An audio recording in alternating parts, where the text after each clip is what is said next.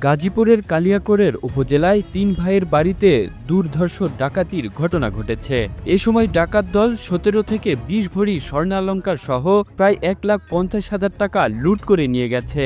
এ ঘটনায় এলাকায় চরম আতঙ্ক বিরাজ করছে। উপজেলার নামাশুলাই এলাকায় কালিয়াকৈরের ফুলবাড়িয়া মাওনা আঞ্চলিক মহাসড়কের পাশে অবস্থিত একটি বাড়িতে ভয়াবহ ডাকাতির ঘটনা ঘটে। কালিয়াকৈর থানার officers in charge OC Riaz Mahmud বিষয়টি নিশ্চিত করেছেন।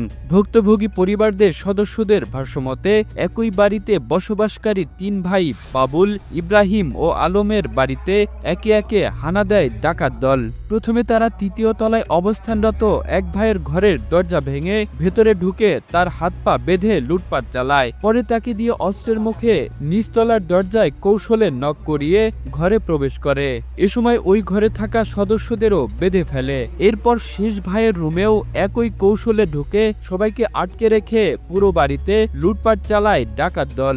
ভুক্তভোগীরা জানিয়েছেন, ডাকাতরা মুখোশ পরিহিত ছিল এবং দেশীয় অস্ত্র দেখিয়ে ভয়ভীতি দেখিয়েছে। প্রায় আধা ঘন্টা তাণ্ডব চালিয়ে তারা রাতের অন্ধকারে পালিয়ে যায়।